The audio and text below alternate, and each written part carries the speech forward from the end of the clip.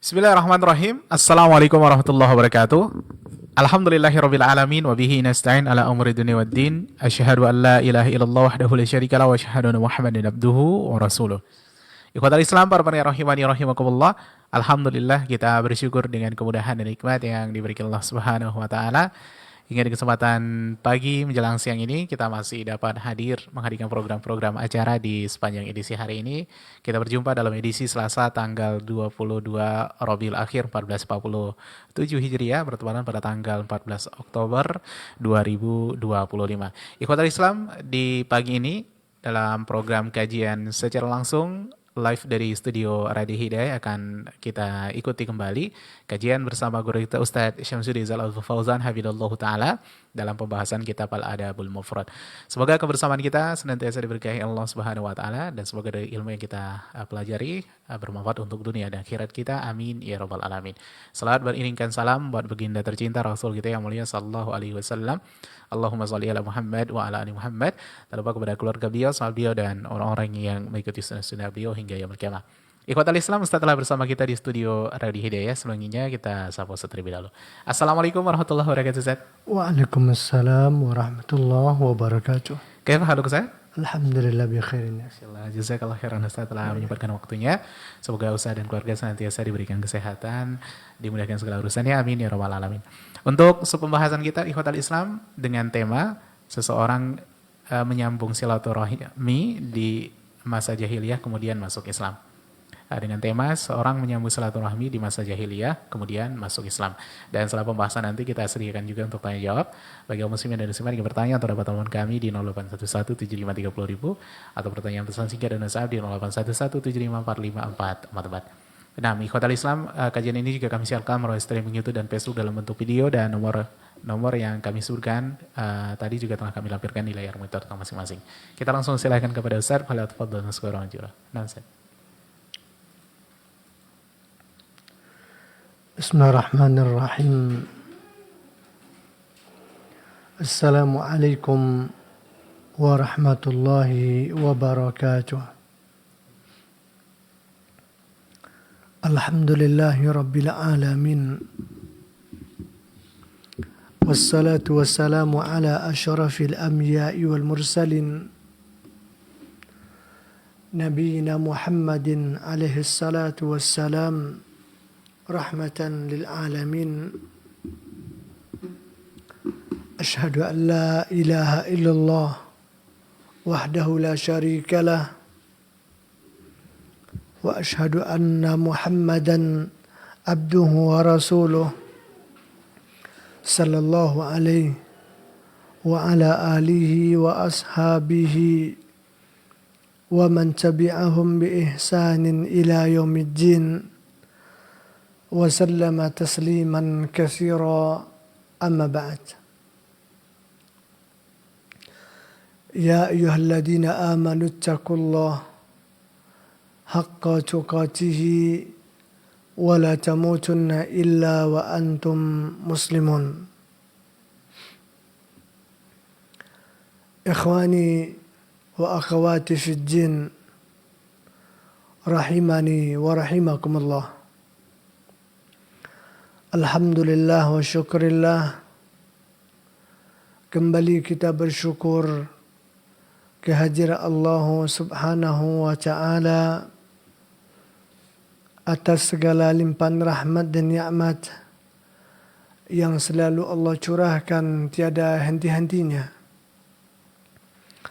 Sehingga dengan itu pula lah kita kembali bersua di frekuensi 103,4 Hidayah FM untuk melanjutkan pelajaran kita dari kitab Sahih Al-Adabul Mufrad karya Imam Abu Abdullah Muhammad bin Ismail bin Ibrahim bin Mughirah Al-Bukhari rahimahullahu ta'ala. Kemudian salawat dan salam tercurahkan selalu buat baginda Rasul sallallahu alaihi wa alihi wasallam yang telah mengajari kita segala hal yang kita butuhkan untuk mewujudkan kebahagiaan dan menggapai keselamatan hidup dunia, terutama kehidupan akhirat, kehidupan pasca kematian kita nantinya. Semoga Allah Azza wa Jalla memberikan kita taufik untuk selalu istiqamah di atas Al-Quran dan sunnah Rasulullah sallallahu alaihi wa alihi wasallam. Ikhwani wa akhwati fiddin, para pendengar, para pemirsa Hidayah FM yang dirahmati oleh Allah Subhanahu wa Ta'ala. Di kesempatan yang berbahagia ini kita akan membaca bab yang ke-30 yang ditulis oleh Imam Al-Bukhari rahimahullahu ta'ala dengan judul Bab Man wasala rahimahu fil jahiliyah summa aslam. Suatu bab yang menjelaskan orang yang menyambung hubungan rahimnya di masa jahiliyah, kemudian ia masuk Islam. Apakah dia akan diberikan pahala dengan apa yang dia lakukan itu ataukah tidak? Apakah hubungan rahim yang dia sambung di masa jahiliyah itu akan membuahkan pahala untuknya setelah ia masuk Islam ataukah tidak? Ini yang hendak dijelaskan oleh Al-Imam rahimahullahu ta'ala kepada kita di dalam bab ini. Di dalam bab ini, Al-Imam Al-Bukhari rahimahullahu ta'ala membawakan sebuah hadis yang diriwayatkan dari Hakim Ibn Hizam bahwasanya beliau berkata kepada Rasulullah sallallahu alaihi wa alihi wasallam. Apa yang beliau katakan? Beliau menuturkan, ara'aita umuran kuntu atahannasu biha fil jahiliyah min silatin wa ataqatin wa sadaqatin fahalli fiha ajrun. Bagaimana pendapat engkau tentang perkara-perkara yang aku lakukan sebagai bentuk taqarrub ilallahi azza wa jalla dahulu di masa jahiliyah, seperti menyambung silaturahmi, memerdekakan budak, dan bersedekah. Apakah aku akan mendapatkan pahala dari itu semua? Berkata Hakim rahimahullahu ta'ala wa ardha, qala Rasulullah sallallahu alaihi wa alihi wasallam, Rasulullah sallallahu alaihi wa alihi wasallam bersabda, aslamta ala ma salafa min khairin. Engkau masuk Islam di atas kebaikan-kebaikan yang telah engkau lakukan sebelumnya. Salafa artinya adalah yang sudah berlalu. Inilah hadis yang dibawakan oleh Imam Bukhari rahimahullahu ta'ala yang berkenaan dengan judul bab ini, yaitu pertanyaan yang diutarakan kepada baginda Rasul sallallahu alaihi wasallam dalam perkara ini. Kemudian Nabi mengatakan, aslamta ala ma salafa min khairin. Engkau masuk Islam di atas apa yang telah engkau lakukan dari kebaikan-kebaikan sebelumnya. Ikhwan fillah rahimani wa rahimakumullah. Dari hadis yang mulia ini ada beberapa pelajaran dan faedah yang bisa kita ambil.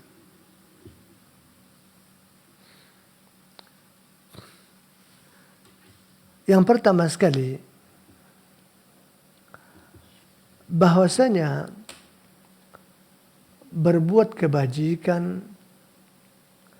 melakukan hal-hal yang bermanfaat, kecintaan dan kecenderungan kepada perkara-perkara yang baik, itu memang sudah merupakan fitrah manusia. Musliman kana am kafira. Baik orang itu muslim ataupun dia seorang yang kafir. Kecenderungan kepada perkara-perkara yang baik itu pasti ada pada dirinya. Dan apa yang diutarakan di dalam hadis Hakim bin Hizam ini merupakan salah satu bukti di mana ketika ia dulu berada di masa jahiliyah juga sudah melakukan banyak hal dari kebaikan-kebaikan. Di antaranya adalah menyambung silaturahmi, memerdekakan budak, bersedekah, dan yang lainnya seperti berbakti ke orang tua. Nah, perkara-perkara ini bukan hanya jiwa yang muslim saja yang punya kecenderungan kepadanya. Akan tetapi jiwa-jiwa yang belum lagi tersentuh untuk masuk Islam juga sudah punya kecenderungan secara fitrah terhadap perkara-perkara yang baik itu. Maka tidak heran kalau seandainya ada orang-orang di luar Islam itu yang ramah, yang sopan, yang dermawan, yang perhatian, yang tutur katanya sopan, hubungannya baik. Ada begitu? Nah, itu tidak heran. Karena memang Allah Azza wa Jalla yang menciptakan kita, Allah juga sudah menciptakan fitrah cenderung kepada kebaikan itu padanya. Akan tetapi yang menjadi pertanyaan adalah apakah itu nanti akan bermanfaat bagi pelakunya? Katakanlah dia masuk Islam setelah itu. Ataukah tidak?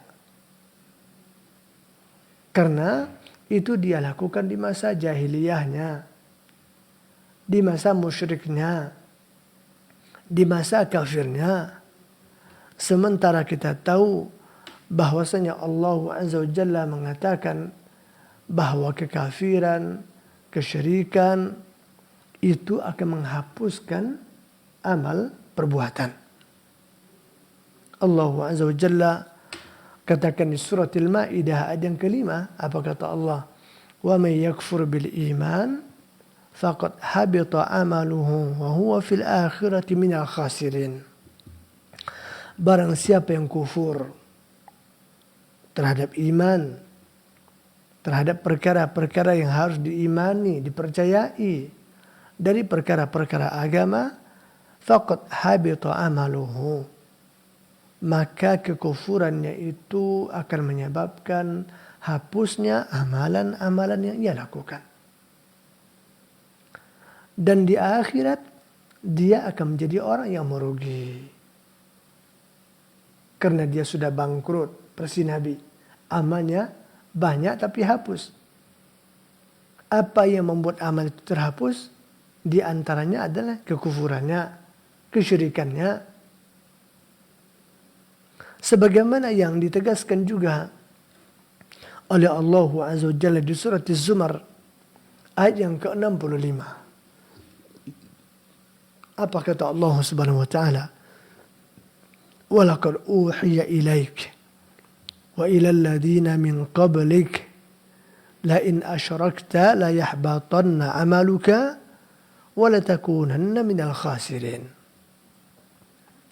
Dan sungguh telah diwahyukan kepada engkau wahai Muhammad, dan juga telah diwahyukan kepada orang-orang sebelum engkau dari kalangan para nabi dan para rasul. Apa itu? Kalau seandainya engkau berbuat syirik, niscaya akan hapuslah amalan-amalan engkau, dan engkau nanti di akhirat akan menjadi orang-orang yang merugi. Ayat ini dengan tegas mengatakan bahwa kekufuran dan kesyirikan akan menghapuskan amal kebaikan yang dilakukan oleh seorang hamba.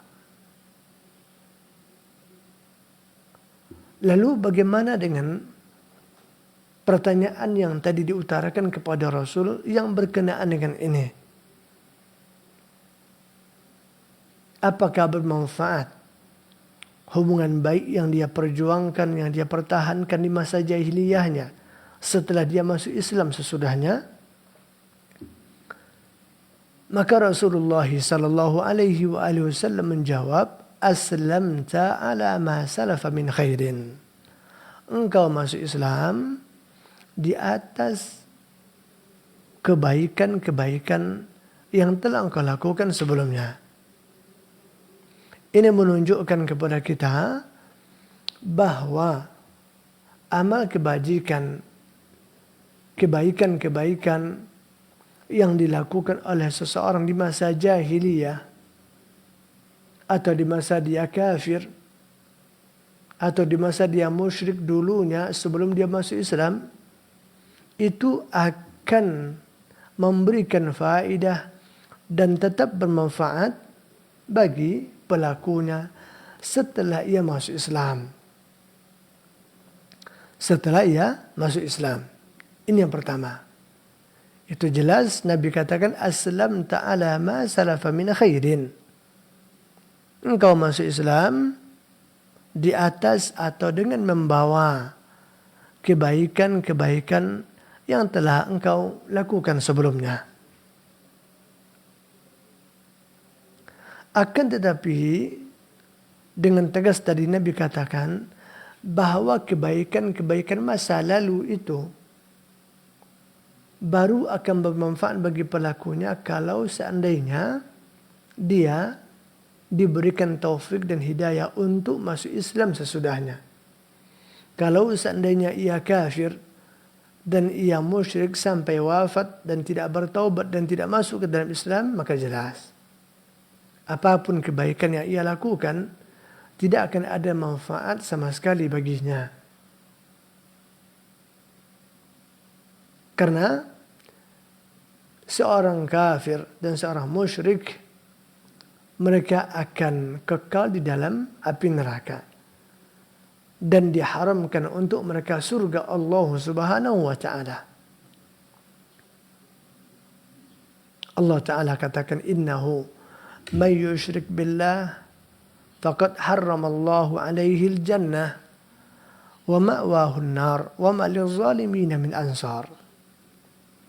Sesungguhnya barang siapa yang berbuat syirik kepada Allah, maka Allah akan haramkan baginya surga dan tempatnya adalah neraka, dan tidak ada seorang pun yang bisa memberikan pertolongan kepada orang-orang yang zalim. Orang yang zalim maksudnya adalah orang yang berbuat syirik kepada Allah Subhanahu wa taala.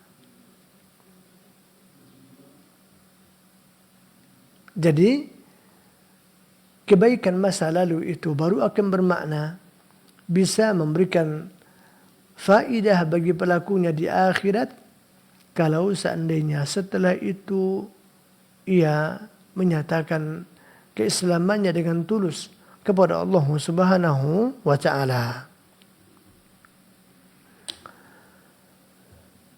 Dan itu pula yang ditawarkan dan yang dikatakan oleh baginda Rasul sallallahu alaihi wasallam kepada Hercules, seorang raja Romawi, ketika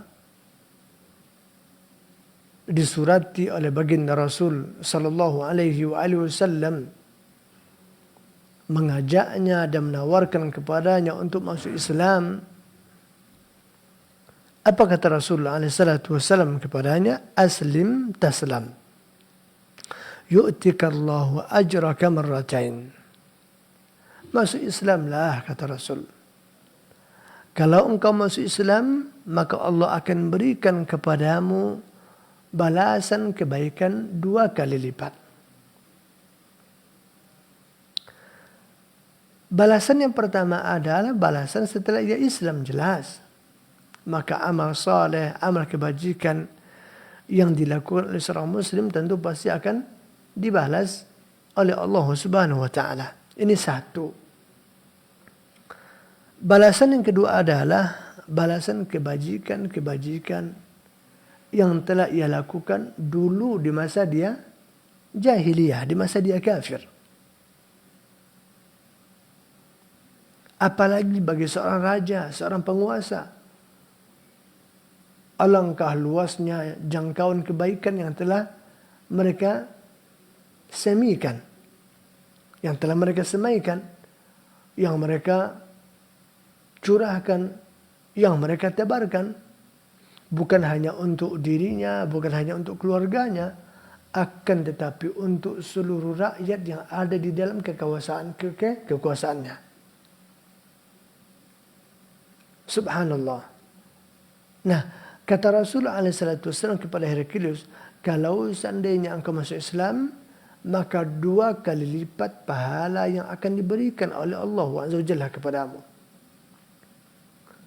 Pertama, kebaikan engkau setelah nanti engkau masuk Islam. Yang kedua, kebaikan-kebaikan yang telah engkau lakukan sebelum engkau masuk Islam. Ini menunjukkan bahwa kebaikan masa lalu, perbuatan baik, budi pekerti yang kita tanamkan di masa lalu sebelum kita diberikan hidayah Islam, tidak akan disia-siakan oleh Allah Azza wa Jalla ketika nanti hamba itu telah masuk ke dalam Islam. Dan itu juga yang disebutkan di dalam hadis tadi. Yang mana bentuk kebaikan itu disebutkan olehnya seperti menyambung silaturahmi, memerdekakan budak, bersedekah dan semacamnya. Kalau kita mau terjemahkan lagi akan luas. Misalkan kita membangun infrastruktur untuk masyarakat, barangkali ya, dia gali sumur-sumur sehingga bisa menjadi sumber kehidupan, sumber air bagi masyarakat secara umum. Dia perbaiki jalan-jalan umum, dia bangun WC umum. Bahkan yang sering kita sebutkan seperti jasa yang pernah ditorehkan oleh seorang yang kafir kepada Allah Azza wa Jalla, yang semua manusia menikmati dan mendapatkan manfaat dari jerih payahnya dahulu, yang sering juga kita sebut contoh. Siapa dia? Thomas Alva Edison, ya. Thomas Alva Edison misalkan, orang yang yang dinobatkan sebagai penemu listrik, ya. Iya begitu. Iya, penemu listrik, subhanallah. Hatta kita yang sekarang sedang live ini tidak bisa lepas dari apa yang telah dulu beliau temukan di masa hidupnya. Sering kali kita nggak jadi live gara-gara mati lampu, ya. Hanya mati lampu beberapa saat saja kita sudah tidak bisa lagi beraktivitas. Subhanallah.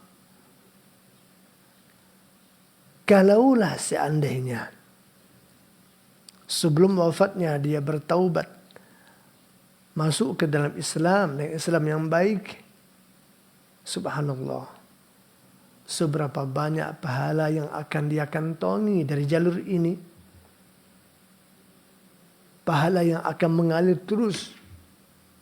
Karena apa yang telah dia temukan menjadi amal jariah baginya. Yang tidak akan bisa manusia terlepas darinya nanti sampai yaumul qiyamah. Ya kan? Tidak akan bisa.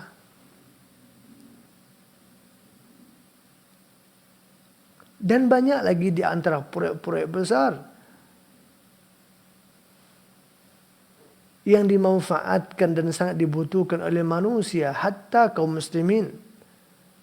Padahal itu adalah hasil karya, hasil penelitian, hasil tajribah, hasil penelitian, hasil uji coba, hasil riset orang-orang di luar Islam. Akan tetapi, bila mana pelakunya tidak sempat menyatakan keislamannya, tidak sempat berserah diri setulusnya kepada Allah Azza wa Jalla sebelum dia wafat, maka jelas semua kebajikan yang kita tidak nafikan manfaatnya untuk umat, tidak akan ada manfaat untuknya kelak pada yaumul qiyamah. Tidak akan ada. Sebagaimana yang pernah dikatakan pula oleh baginda Rasul sallallahu alaihi wasallam di dalam masalah ini, di dalam hadis yang diriwayatkan oleh Imam Muslim dari hadis Ibunda Aisyah radhiyallahu taala anha, di mana beliau pernah bertanya kepada Rasul tentang seseorang yang perbuatannya, yang karakternya cukup menakjubkan dan membuat orang-orang terkagum-kagum kepadanya. Sosok itu adalah Abdullah ibnu Jud'an, yang mana di masa jahiliyah dia adalah orang yang sangat terkenal sekali, banyak kebaikan-kebaikan yang telah dia semaikan, sehingga membuat Ibunda Aisyah radhiyallahu taala anha mengungkapkan perkara itu kepada baginda Rasul karena ingin mengetahui apa yang akan didapatkan oleh Abdullah bin Jud'an ini dari apa yang dahulu dia lakukan di masa jahiliyahnya, kebaikan-kebaikan yang begitu luas dan sangat banyak sekali. Apakah itu akan bermanfaat baginya ataukah tidak? Apa kata Aisyah, ya Rasulullah, Ibnu Jud'an kana fil jahiliyati yasilur rahimah wa yuz'imul miskina. Ya Rasulullah, Ibnu Jud'an itu di masa jahiliyah dia adalah orang yang selalu menyambung satu rahmi, menjaga hubungan baik dengan sesama, dan dia juga sangat gemar memberikan makan kepada orang-orang miskin. Fahal zaka nafi'un? Apakah kebaikan-kebaikan itu semua bermanfaat baginya ya Rasulullah? Mendengarkan pertanyaan itu, apa kata Rasul sallallahu alaihi wa alihi wasallam? La yanfa'uhu. Perkara itu sama sekali tidak akan bermanfaat baginya, wahai Aisyah. Tidak ada manfaat baginya. Padahal yang dia lakukan apa? Menyambung satu rahmi. Baik atau tidak baik? Baik. Kita sudah lewati nas-nas yang menyebutkan, yang memerintahkan kita menyambung satu rahmi, yang menyuruh kita untuk menjaganya, yang menyuruh kita untuk sambungkan lagi kalau sampai terputus, begitu ya. Bagaimana keutamaannya, pahalanya, fadilahnya. Itu yang dilakukan oleh Abdullah bin Jud'an ini di masa jahiliyah. Begitu juga memberi makan. Nah, sekarang ada program Bapak Presiden kita, apa namanya? Ya, makan bergizi ya, makan gratis. Terutama untuk para siswa, para mahasiswa ya, dan semacamnya. Subhanallah. Ini merupakan program yang sangat baik dan patut diapresiasi.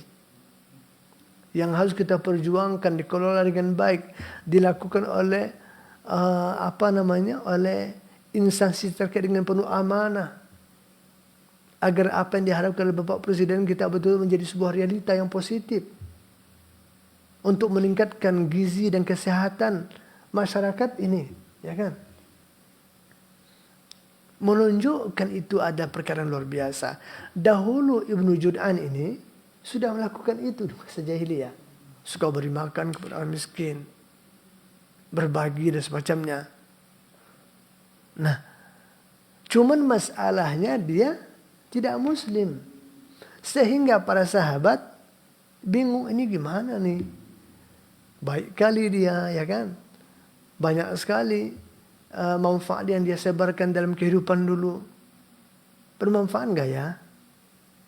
Berpahala enggak ya? Begitu kira-kira. Nah, kata Rasulullah yanfa'u. Enggak. Itu tidak akan bermanfaat sama sekali bagi dia. Kenapa tidak? Innahu lam yakul yawman rabbi ufirli khati'ati yawmaddin. Karena seumur-umur hidupnya, kata Rasul, dia enggak pernah mengatakan satu kali pun, ya Rabb, ampunilah segala dosa dan kesalahanku. Di hari nanti engkau akan membalasi manusia pada yaumul qiyamah. Yaumuddin adalah hari kiamat, hari pembalasan. Nah, kata Rasul enggak pernah barang sekalipun dia mengatakan itu. Menunjukkan dia tidak pernah masuk Islam. Subhanallah. Nah, di sini menunjukkan kepada apa yang tadi kita katakan. Kebaikan masa lalu itu akan berarti kalau seandainya dilanjutkan dengan keislaman yang baik kepada Allah Subhanahu wa taala. Dan sebaliknya, kalau seandainya pelakunya tidak pernah masuk Islam seumur hidupnya, seberapapun kebaikan yang pernah dia lakukan, yang pernah dia semaikan di dalam hidupnya, memberikan manfaat kepada banyak orang seperti yang tadi kita katakan juga, listrik ini dan semacamnya, pesawat dan semacamnya kan, tidak akan ada makna baginya di akhirat, dikarenakan ia tidak pernah mengakui akan ketauhidan Allah Azza wa Jalla. Karena dia tidak pernah menyerahkan dirinya sepenuhnya kepada Allah Subhanahu wa ta'ala. Baik. Ikhwana fillah, rahimani wa rahimakumullah. Di dalam hadis yang lain, Rasulullah sallallahu alaihi wa alihi wasallam juga pernah menjelaskan tentang perkara yang berkaitan dengan apa yang sekarang kita bahas.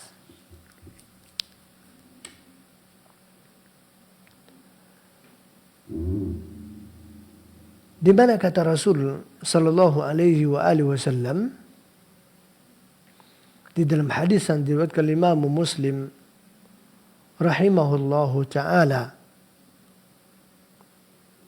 dari hadis Anas bin Malik radhiyallahu taala anhu, Rasul mengatakan, "Innallaha la yazlimu mu'minan hasanatan yu'ta biha fid dunya yujza biha fil akhirah."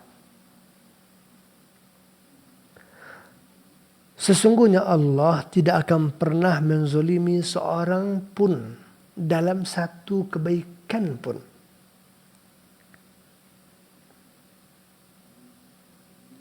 Akan tetapi apapun kebaikan yang dilakukan oleh seorang muslim pasti akan dihargai, akan diapresiasi, dan akan dibalasi oleh Allah Subhanahu wa ta'ala. Bahkan itu akan diberikan balasan kepada pelakunya dunia dan juga akhirat. Kata Rasul, yu'ta biha fid dunya yujza biha fil akhirah. Di dunia dia sudah diberi manfaat, diberi balasan, nanti akan dibalasi lagi pada yaumul qiyamah. Subhanallah. Begitulah Allah menghargai, mengapresiasi, memberikan balasan kepada pelaku-pelaku kebaikan dari kalangan kaum muslimin. Akan tetapi kata Rasul, wa ammal kafiru fayut'amu bihasanatin ma amila biha lillahi fid dunya hatta idza afdha ila al-akhirah lam takun lahu hasanatun yujza biha. Adapun seorang yang kafir kata Rasul, di dunia mereka akan diberi rezeki, diberi makan, diberi fasilitas hidup oleh Allah Ta'ala sebagai balasan dari perbuatan baik yang ia lakukan karena Allah Subhanahu wa Ta'ala. Jadi orang kafir itu mereka juga punya nilai keikhlasan. Dia membantu seseorang itu enggak mengharapkan terima kasih, tidak mengharapkan balasan balik. Tapi betul-betul ketulusan hatinya karena simpati, karena kasihan melihat orang susah dan juga berharap pahala dari Allah yang Maha Esa. Dia lakukan itu. Akan tetapi karena dia tidak muslim tentu jalurnya berbeda. Jalannya lain. Tapi ketulusan hatinya, ketulusan niatnya tidak bisa kita pungkiri secara mutlak. Karena juga banyak di antara mereka yang melakukan banyak hal bukan karena mencari pujian, bukan karena mencari flower, bukan karena mencari sanjungan, tapi betul-betul ketulusan hati yang tersentuh. Apakah simpati karena kebaikan seseorang sehingga ia memberikan bantuan, dia mensupport dan semacamnya. Seperti misalkan dia lihat di masyarakatnya kesulitan sekali kalau ada orang yang sakit, orang yang meninggal, untuk mobilisasi sulit. Akhirnya pun dia sumbangkan sebuah unit armada ambulan. Sehingga siapa saja yang sakit boleh pakai. Ada orang meninggal butuh mobilisasi, silakan pakai misalkan. Tapi dia non muslim, ada nggak begitu? Banyak lagi jawabannya, banyak. Nah, mereka tidak mencari hal-hal duniawi. Memang karena terdorong, tergerak hatinya karena melihat begitu kesulitan yang dihadapi oleh orang-orang yang memang sulit juga. Sementara dia diberikan kemampuan oleh Allah SWT. Ada berarti dia melakukan itu lillahi ta'ala. Karena mencari ridho Tuhan Allah atau Tuhan Allah menurut bahasa orang-orang Nasrani.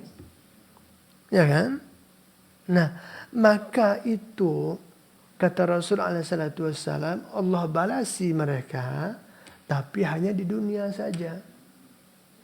Allah berikan kepada mereka imbalan yang bersifat duniawi. Mungkin rezekinya lancar. Kalau dia punya toko, mungkin orang banyak belanja ke toko dia karena dia baik, ya kan? Kalau dia misalkan suatu ketika mungkin orang juga berkunjung ke rumahnya, saling memberikan hadiah kepadanya karena dia juga punya hubungan baik dengan masyarakatnya. Mungkin nggak begitu? Sangat mungkin. Sangat mungkin. Nah, apa yang dia dapatkan sebagai feedback dari kebaikannya itu ketika di dunia, nah itulah cara membalasi yang diberikan oleh Allah Azza wa Jalla kepadanya. Karena dia berbuat betul-betul karena mencari ridho Allah. Tapi jalannya mungkin tidak sesuai dengan apa yang disyariatkan oleh Allah Azza wa Jalla. Karena memang dia belum lagi Muslim. Nah, menunjukkan kepada kita di antara bentuk keadilan Allah Azza wa Jalla kepada para hamba, Allah tidak menghargai sama sekali kebaikan hambanya. Akan tetapi Allah tetap akan memberikan balasan akan menghargai kebaikan-kebaikan seorang hamba, akan tetapi tentu akan berbeda dengan berbedanya latar belakang yang memotivasi seseorang itu untuk melakukan itu. Kalau dia lakukan di atas keislaman, akan beda tentunya balasan akan dia dapatkan ketika dia lakukan itu hanya di atas kekufuran dan kesyirikan. Nah, jadi di dunia akan Allah berikan balasan. Jadi ada juga untuk mereka balasan, tapi di dunia. Maka tidak heran kalau seandainya orang di luar Islam itu ada yang ekonominya lebih baik, ya kan, bisnisnya lebih sukses, ada begitu ya. Bahkan mereka menjadi sahibul amwal, bapak pakar ekonomi, menjadi para pemegang saham dunia misalkan, ya kan ya. Itu wajar-wajar saja. Karena memang yang seperti itu bisa terjadi sebagai balasan dari Allah Azza wa Jalla atas kebaikan yang telah ia lakukan. Bisa saja itu. Nabi yang katakan, فَيُطْعَمُ بِحَسَنَاتٍ مَا عَمِلَ بِهَا لِلَّهِ فِي الدُّنْيَا. Allah akan beri dia makan, Allah akan beri dia fasilitas di dunia. Karena memang ada amal-amal kebajikan yang mereka semaikan, yang mereka tebarkan itu lillah, untuk mencari ridha Allah, persi mereka. Kemudian kata Rasul, hatta iza afdha ila al-akhirah lam takun lahu hasanatun yujza biha. Tapi ketika nanti ia sudah kembali ke akhirat, sudah wafat, dibangkitkan nanti pada yaumul qiyamah lagi. Nah, di sana mereka tidak akan mendapatkan bagian apa-apa. Sekalipun banyak kebaikan yang telah mereka semaikan di masa hidupnya. Sekalipun mereka juga melakukan sebuah kebaikan karena Allah, mencari ridha Tuhan yang Maha Esa.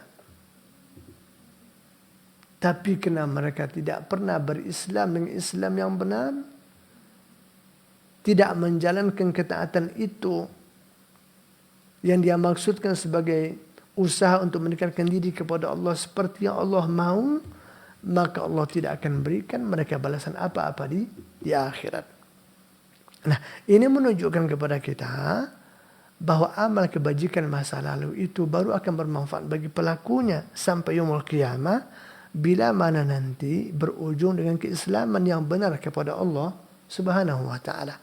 Tapi kalau seandainya tidak begitu, maka kalaupun memang ia punya kebaikan-kebaikan masa hidupnya, palingan dia hanya akan diberikan balasan oleh Allah ketika masih di dunia berupa fasilitas-fasilitas duniawi.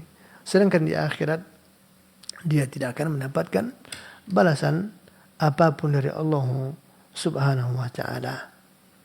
Bahkan di dalam ayat yang lain, Allah Azza wa Jalla juga mengatakan tentang perkara ini. Apa kata Allah Azza wa Jalla di surat Al-Furqan ayat yang ke-23, وَقَدِمْنَا إِلَى مَا عَمِلُوا مِنْ عَمَلٍ فَجَعَلْنَاهُ هَبَاءً مَنْثُورًا.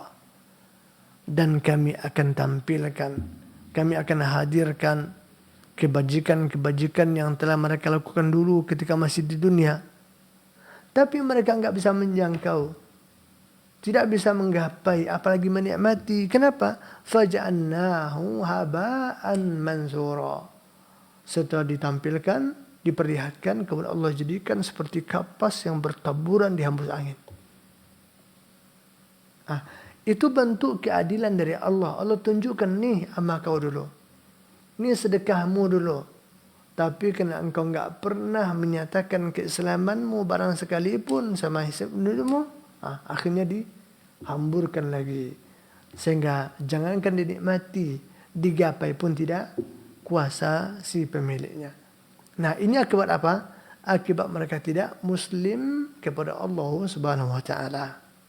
Jadi Allah Azza wa Jalla sangat adil keputusannya. Setiap yang melakukan kebajikan Allah tidak akan abaikan. Akan tetapi pembalasan itu tidak ada celah untuk bisa dikritisi oleh hamba. Karena sangat adil sekali. Yang berbuat di dunia, di atas kehidupan dunia, Allah balasi di dunia. yang berbuat di dunia dengan motivasi akhirat, Allah akan balas di dunia dan akhirat. Yang akan menjadikan amal kebajikan kita bermanfaat dunia akhirat adalah Islam kepada Allah Subhanahu wa taala. Makanya tadi kata Rasul kepada Heraklius, Raja Romawi, aslim taslam, yu'tikallahu ajraka marratain. Masuk Islamlah. Kalau engkau masuk Islam, niscaya Allah akan berikan engkau balasan 2 kali lipat. Baik, ikhwan fillah rahimani wa rahimakumullah. Dan barangkali mungkin itu dulu yang bisa kita ambil faedah dari bab ini. Semoga ada manfaat bagi kita semuanya. Dan sebelum saya akhiri, barangkali ada pertanyaan, silahkan disampaikan ke meja redaksi untuk kita jawab semampu kita, insyaallah ta'ala. Terima kasih Ustaz atas pembahasan dari tema yang telah disampaikan di pertemuan kali ini. Semoga menambah sana ilmu kepada kita dan menjadi ilmu yang diberikan Allah Subhanahu wa taala. Amin ya rabbal alamin. Kita sediakan beberapa pertanyaan, 2 pertanyaan barangkali atau 3 kurang lebih. Anda ingin bertanya langsung kepada Ustadz, kami persilahkan di 08117530.000 atau nomor telepon WA 0811754544. Untuk pesan baik SMS dan WA silakan dikirim di 0811754544. Kita coba angkat dari WA. Assalamualaikum. Waalaikumsalam, Bu. Dengan siapa di mana Ibu? Pendengar setia Pekanbaru. Nah, silakan Ibu pertanyaannya. Assalamualaikum, Ustaz. Waalaikumsalam warahmatullahi wabarakatuh. Ini saya mengatakan, Ustaz, ada adik saya punya cucu, meninggal ayahnya. Jadi kan yatim tuh, Ustaz. Jadi saya biasanya sedekah ke musola, Ustaz. Bukan bangga ya, Ustaz ya. Udah bertahun-tahun, Ustaz. Jadi saya karena udah ada anak yatim saya namanya tuh. Jadi saya mau membagi gitu, Ustaz. Bagaimana, Ustaz, kalau saya oper sama anak yatim nih lagi sedekah saya. Berhenti saya di musola, Ustaz. Nah, itu aja saya tanyakan, Ustaz. Terima kasih. Assalamualaikum warahmatullahi wabarakatuh. Waalaikumsalam warahmatullahi wabarakatuh. Baik, terima kasih atas pertanyaan yang sudah disampaikan. Tentang perkara ini sebenarnya sudah kita singgung juga pada pertemuan yang lalu. Ketika kita menyebutkan nilai sedekah yang diberikan kepada fakir miskin tanpa ada hubungan kekerabatan dengan impak atau sedekah yang kita berikan kepada seorang miskin, kepada fakir miskin yang juga punya hubungan karib kerabat dengan kita. Maka saya katakan, apa yang tadi ditanyakan oleh Ibu tentang memberikan makan santunan kepada anak yatim itu, terlepas dari hubungan kekeluargaan, hubungan nasab, hubungan rahim, ada tidak ada, itu tidaklah menjadi alasan. Karena kewajiban itu diembankan oleh Allah Azza wa Jalla ke pundak segenap kaum muslimin, terutama yang memang berada atau tinggal di lingkup yang sama. Dan kalau tidak dilakukan ini, maka ancamnya sangat berat. Seperti yang Allah Ta'ala katakan di surat Al-Ma'un. Ara'aita alladhi yukazzibu bid-din fadzalika alladhi yad'ul yatim wa la yahuddu ala ta'amil miskin fawailul lil musallin, dan seterusnya. Allah katakan, Allah cap yang tidak mempedulikan anak yatim, yang menghina fakir miskin sebagai apa? Orang yang mendustakan agama. Orang yang mendustakan agama. Allah tidak sebut anak yatim dari ponakan kita, anak yatim dari adik kita, anak yatim keluarga kita, tidak. Pokoknya anak yatim itu menjadi tanggungan setiap kaum muslimin, terutama yang memang tinggal di lingkup yang sama. Kalau seandainya beda tempat, tentu ini akan ada sebuah kesulitan. Dan tentu juga Allah tidak akan mungkin embankan kepada kita secara mutlak, atau kita nggak tahu kondisinya, kita berjauhan, ya kan? Sementara Allah Ta'ala katakan, la yukallifullahu nafsan illa usaha. Allah hanya akan bebankan kita kewajiban sesuai dengan kemampuan kita. Nah, kalau anak yatim di lingkungan kita, tidak ada alasan bagi kita untuk tidak mampu. Kita dekat, hari-hari kita berpapasan, kita tahu keadaannya, ya kan? Nah, adapun masalah nominal itu nanti yang dikembalikan kepada kemampuan. Namun untuk tidak memberikan perhatian sama sekali, maka ini adalah dosa bagi kaum muslimin, terutama para waliul amr, para pemimpin kaum muslimin. Jadi tidak dihubungkan perkara ini kepada hubungan nasab.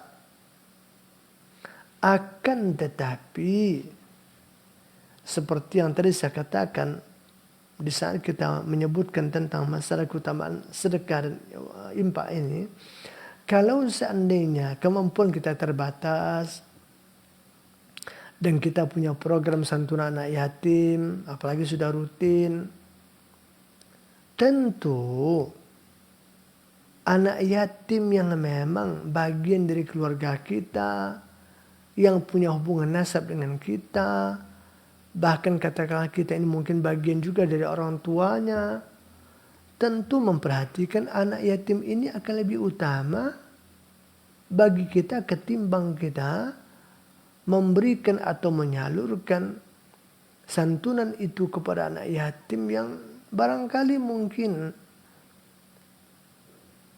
dia masih yang barangkali kita juga tidak mengetahui secara pasti bagaimana pembagiannya, pengelolaannya, bagaimana keadaan anak yatim yang sesungguhnya, dan semacamnya. Nah, tentu anak yatim yang di dalam tanggungan keluarga kita, yang punya hubungan nasab dengan kita, tentu lebih utama untuk kita perhatikan. Terutama di saat memang kita punya kemampuan terbatas. Daripada kita memberikan kepada anak yatim di luar sana, yang barangkali kalau kita tidak ikut nyantuni mereka, mungkin masih ada kaum muslimin lain yang memberikan santunan kepada mereka. Betul nggak? Nah, kalau anak kita tadi siapa coba? Nah, ini yang harus menjadi perhatian. Nah, maka oleh karena itu, kalau seandainya apa yang ibu berikan, yang kita berikan adalah jumlah yang terbatas, kemampuan yang terbatas, tentu bagi ibu memperhatikan anak yatim yang memang bagian dari keluarga ibu itu akan lebih utama. Justru kita adalah bagian dari orang tua anak itu barangkali. Tidak mungkin kita punya perhatian kepada anak yatim di luar sana yang mungkin masih banyak orang lain yang juga punya perhatian kepadanya. Kemudian kita abaikan anak yatim yang ada di rumah kita, di tetangga kita, di keluarga kita. Tentu kan tidak logis. Maka oleh karena itu, saya hanya bisa katakan silakan ibu memutuskan dengan sikap yang paling bijak. Kalau memang ibu berikan, bagi juga kepada anak yatim lain, itu alhamdulillah. Tapi jangan sampai anak yatim yang dia hidup di keluarga kita terabaikan, tidak dipedulikan, yang seharusnya sekolah tidak disekolahkan karena nggak ada biaya, yang seharusnya makan katakanlah mungkin 3 kali sehari, terkadang anak itu karena makan sekali sehari sekarang tidak makan, misalkan karena nggak ada ekonomi ibunya. Sementara kita justru malah lebih perhatian kepada anak-anak di luar sana, padahal barangkali masih banyak muslimin lain yang akan memperhatikannya. Itu saja. Jadi ini hanya bab aulawiyat, mana yang lebih utama. Bukan tidak boleh ya, tapi mana lebih utama. Dan sangat tidak logis kita menyantun orang di luar sana yang jauh, sementara yang di bawah mata kita abaikan. Tentu tidak logis. Maka Nabi juga mengatakan di dalam bab yang lain, akan tetapi ini hubungannya bagaimana pentingnya memperhatikan orang yang punya hubungan keluarga dengan kita. Nabi kata ibda binafsik summa bima ta'ulu. Mulailah dengan dirimu, kemudian orang-orang yang ada di dalam tanggung jawab engkau. Kalau sudah selesai, baru melangkah lagi rumah tetangga. Selesai juga baru ke kampung. Selesai juga baru ke desa. Selesai juga naik ke kecamatan. Semakin perluas begitu maksudnya. Semakin perluas. Allah juga katakan itu ku anfusakum wa ahlikum nara. Memang bab yang berbeda ya. Perhatikanlah dirimu, jagalah dirimu dan anak keluargamu.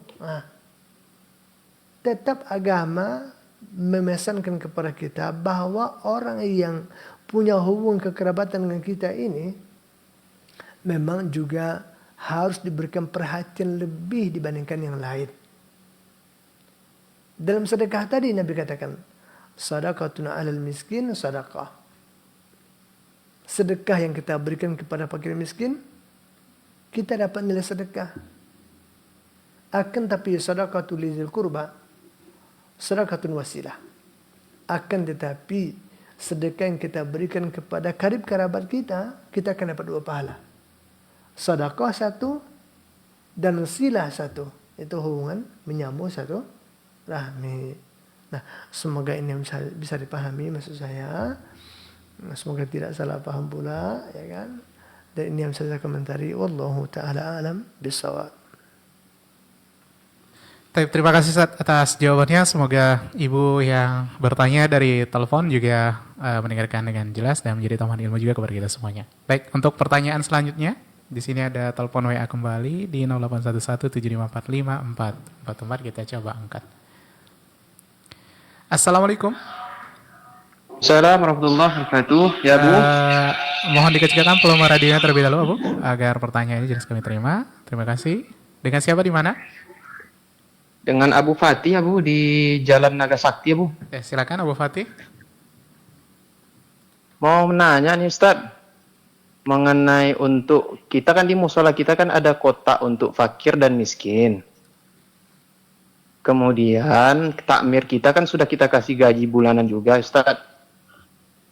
Kemudian kemarin beliau minta untuk kotak infak yang fakir miskin tuh diberikan juga ke beliau. Apakah boleh itu Ustaz? Diberikan kepada siapa Pak? Kepada takmirnya Ustaz, Abu. Iya. Nah. Karena kan takmirnya sekarang lagi magang. Karena untuk biaya bolak-balik pergi magang nggak cukup dengan gaji yang udah kita berikan. Begitu Abu. Mohon untuk penjelasannya Abu. Assalamualaikum warahmatullahi wabarakatuh. Waalaikumsalam warahmatullahi wabarakatuh. Waalaikumsalam warahmatullahi wabarakatuh. Iya. Pertama saya katakan sebenarnya ini kan juga tidak lepas dengan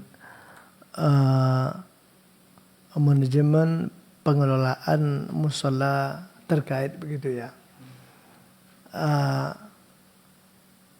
Dan apa namanya, yang pertama sekali tentu ini menjadi ranahnya pengurus musalla itu. Katakanlah misalkan kalau takmirnya minta hasil dari kotak itu diberikan kepadanya dan dia memang punya alasan yang patut untuk diperhatikan. Katakanlah mungkin seperti yang tadi dikatakan, saya bolak-balik ke sini nggak cukup Pak, ya kan, bulanan yang untuk saya punya tanggungan seperti ini seperti itu misalkan. Nah, itu mungkin ada kalanya boleh-boleh saja barangkali ya dia mengungkapkan kesulitan dia. Kalau seandainya memang kita sudah menyita waktu dia, nggak bisa lagi bekerja, sementara dia punya kewajiban, ya kan? Dan apa yang kita berikan sebagai gaji seorang takmir mungkin tidak memadai. Yang tepat itu sebenarnya tentu dia bicarakan kepada pengurus, ya kan?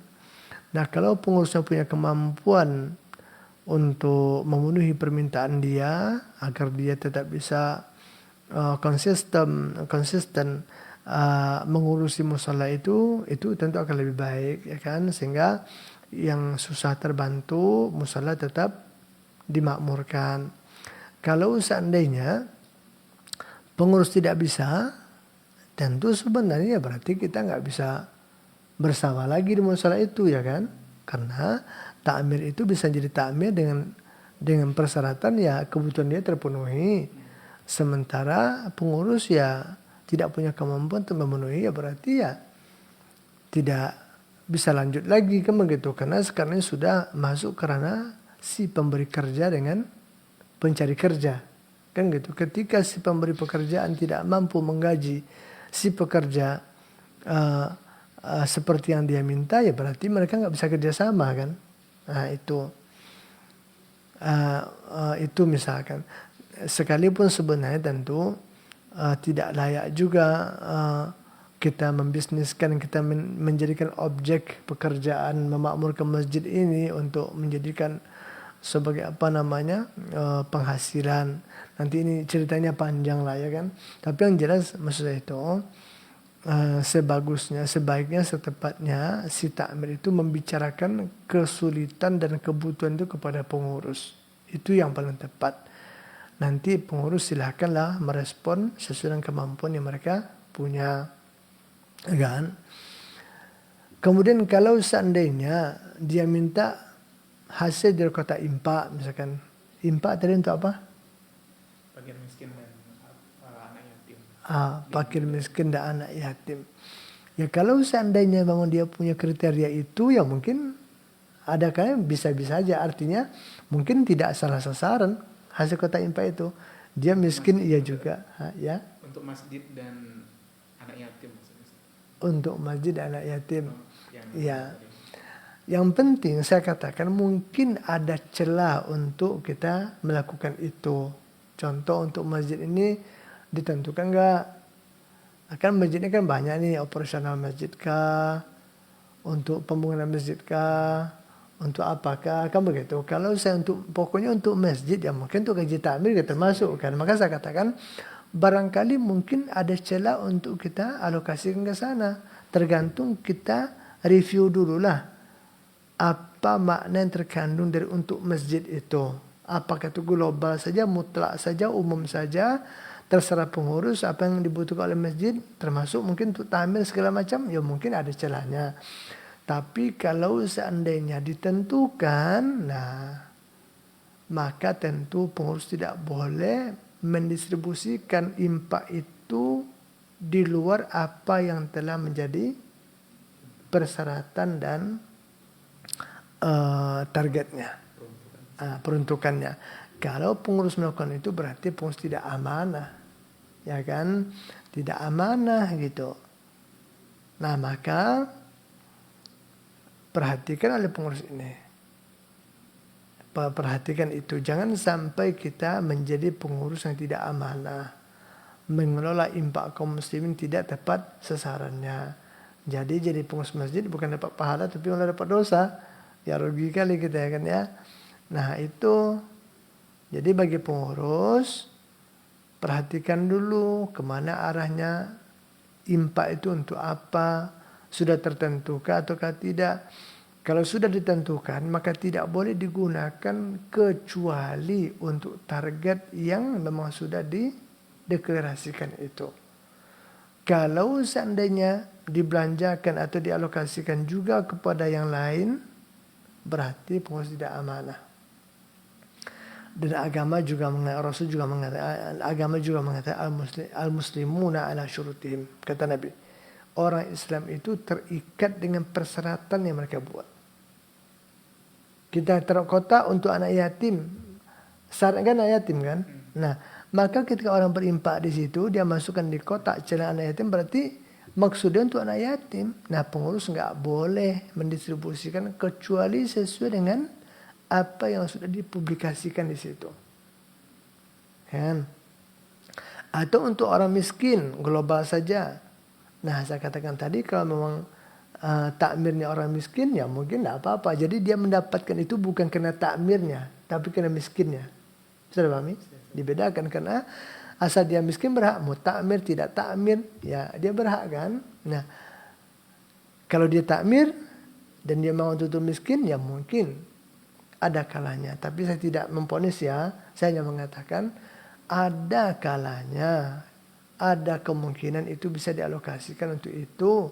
Tapi kita harus pelajari dulu apa syarat yang mengikat, apa alokasi dana yang sudah kita publikasikan kepada kaum muslimin, agar kita tidak menyalurkan dana itu kepada yang tidak sasarannya. Mungkin itu yang ingin saya katakan. Jadi yang lebih tepat lagi adalah sebagusnya itu dibicarakan dengan pengurus, bukan mengincar kota infak dan amal-amal usaha yang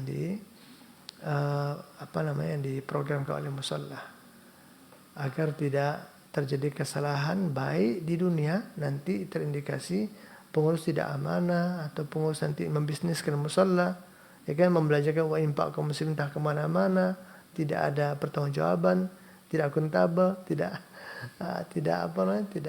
transparan, ya kan. Di akhirat nanti kita akan terkena, karena al-muslimuna ala syurutihim, kata Rasul. Orang Islam itu terikat dengan syaratnya.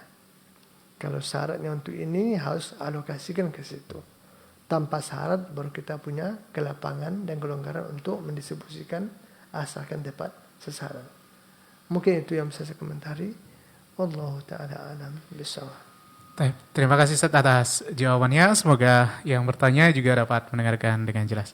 Mungkin cukup Ustaz ya? Ada satu masuk. Pria tidak ada. Tidak ada lagi. Nah, tidak ada. Kita cukupkan sampai di sini pertemuan kita. Semua kebenaran dari Allah dan Rasulnya dan kekurangan dari kita, dari kami. Semoga Allah Azza wa Jalla menuntun kita ke jalan kebenaran, jalan keselamatan, diberi kemudahan untuk bisa memahami kalam dan kalam Rasulnya, serta diberikan pula kita kekuatan untuk dapat mengamalkan dalam hari-hari kehidupan. Wassallallahu wasallama ala nabiyyina Muhammadin.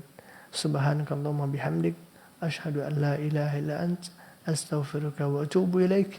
Assalamualaikum warahmatullahi wabarakatuh. Waalaikumsalam warahmatullahi wabarakatuh. Barakallahu fiik. Jazakallah khairan. Kembali kami ucapkan kepada guru kita Ustaz Syamsuri Rizal Fuhodan hafidhullah ta'ala. Dalam pembahasan kitab Al-Adabul Mufrad telah kita dengarkan ikhwatal Islam. Kita akan kembali di pertemuan selanjutnya dengan pembahasan berikutnya. Semoga Allah senantiasa memudahkan kita. Barakallahu fikum. Wa jazakumullah khairan atas kebersamaannya. Assalamualaikum warahmatullahi wabarakatuh.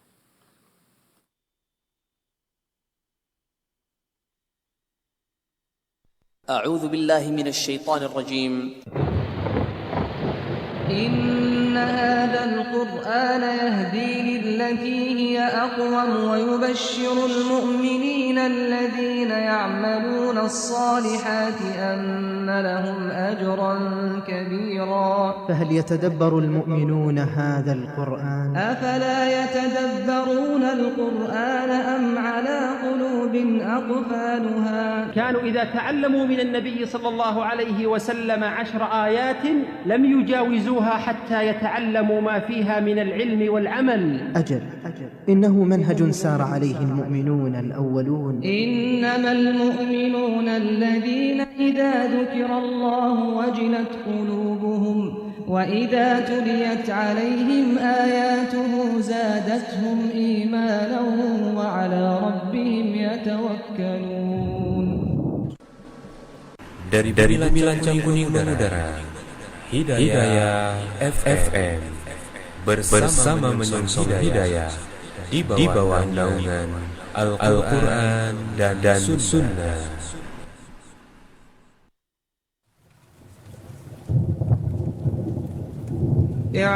اعلموا أن إنما الحياة الدنيا لعب ولهو وزينة وتفاخر بينكم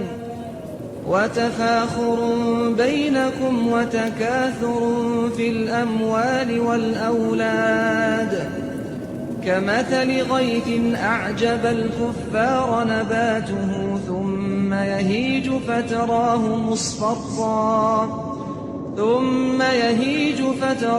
مصفرا ثم يكون حطاما وفي الآخرة عذاب شديد ومغفرة من الله ورضوان وما الحياة الدنيا إلا متاع الغرور. Ketahuilah, sesungguhnya kehidupan dunia itu hanyalah permainan dan senda gurau, perhiasan, dan saling bermegah-megahan di antara kamu, serta berlomba-lomba dalam banyaknya harta dan anak keturunan. Perumpamaannya adalah seperti hujan yang tanamannya mengagumkan para petani, lalu mengering, dan kamu lihat menguning, kemudian menjadi hancur. Di akhirat nanti ada azab yang keras, serta ampunan dari Allah dan keridhoannya. Sesungguhnya, kehidupan dunia tidak lain hanyalah kesenangan yang palsu. Radio Hidayah 103,4 FM bersama menyongsong hidayah di bawah naungan Al-Quran dan Sunnah. أعوذ بالله من الشيطان الرجيم بسم الله الرحمن الرحيم كافها يا عين صاد ذكر رحمة ربك عبده زكريا إذ نادى ربه نداء خفيا قال رب إني وهن العظم مني واشتعل الرأس شيبا ولم أكن بدعائك رب شقيا وإني خفت الموالي من ورائي وكانت امرأتي عاقرا فهب لي من لدنك وليا يرثني ويرث من آل يعقوب واجعله رب رضيا يا زكريا إنا نبشرك بغلام اسمه يحيى لم نجعل له من قبل سميا قال رب أنى يكون لي غلام وكانت امرأتي عاقرا وقد بلغت من الكبر عتيا قال كذلك قال ربك هو علي هين وقد خلقتك من قبل ولم تك شيئا قال رب اجعل لي آية قال آيتك ألا تكلم الناس 3 ليال سويا فخرج على قومه من المحراب فأوحى إليهم أن سبحوا بكرة وعشيا يا يحيى خذ الكتاب بقوة وآتيناه الحكم صبيا وحنانا من لدنا وزكاة وكان تقيا وحنانا من لدنا وزكاة وكان تقيا وبرا بوالديه ولم يكن جبارا عصيا وسلام عليه يوم ولد ويوم يموت ويوم يبعث حيا واذكر في الكتاب مريم إذ انتبذت من أهلها مكانا شرقيا فاتخذت من دونهم حجابا فأرسلنا إليها روحنا فتمثل لها بشرا سويا قالت إني أعوذ بالرحمن منك إن كنت تقيا قال إنما أنا رسول ربك لأهب لك غلاما زكيا قالت أنى يكون لي غلام ولم يمسسني بشر ولم أك بغيا قال كذلك قال ربك هو علي هين ولنجعله آية للناس ورحمة منا وكان أمرا مقضيا فحملته فانتبذت به مكانا قصيا فأجاءها المخاض إلى جذع النخلة قالت يا ليتني مت قبل هذا وكنت نسيا منسيا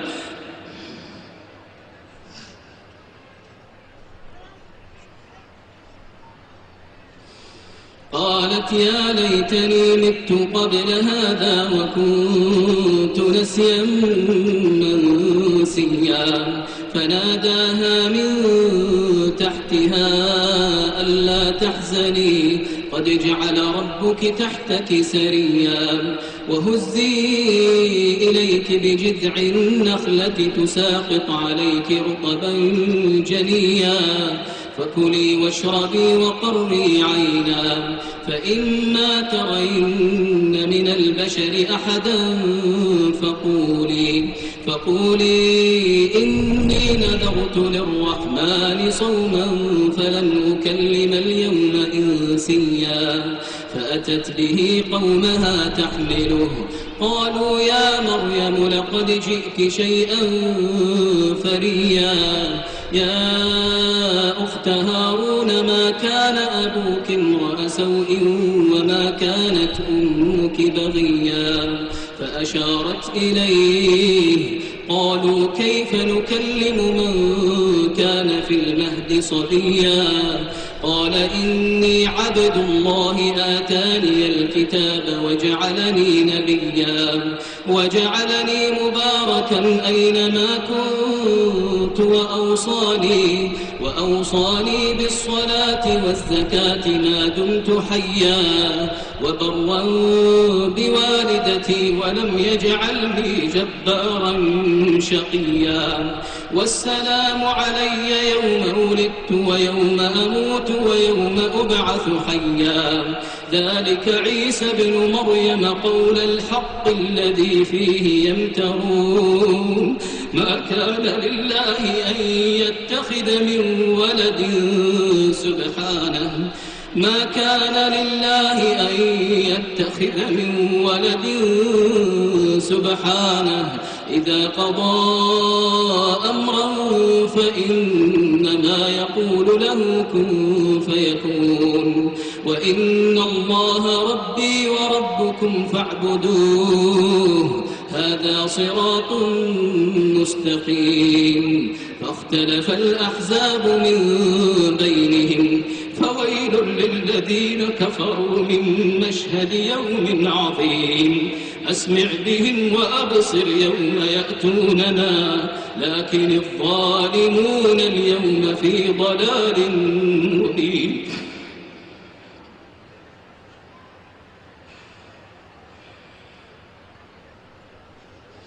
أسمع بهم وأبصر يوم يأتوننا لكن الظالمون اليوم في ضلال مبين وأنذرهم يوم الحسرة إذ قضي الأمر وهم في غفلة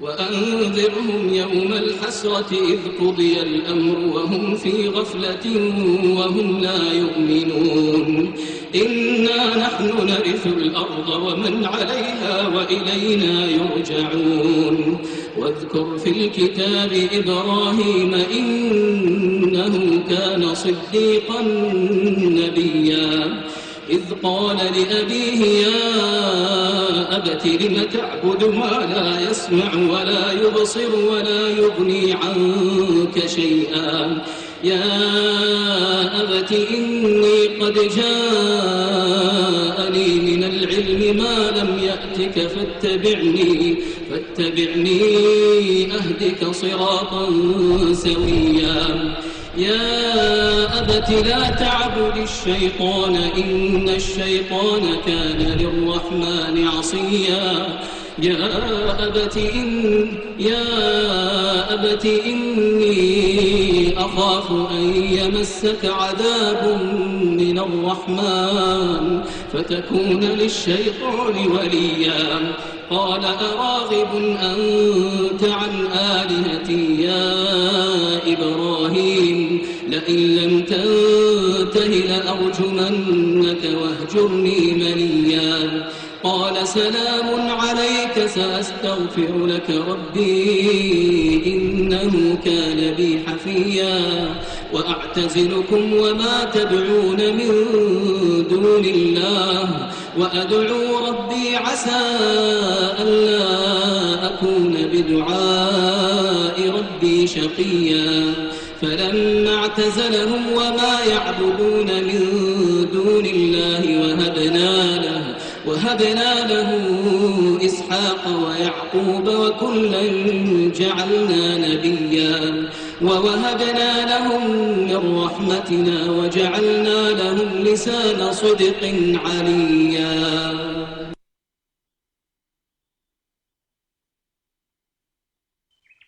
أعوذ بالله من الشيطان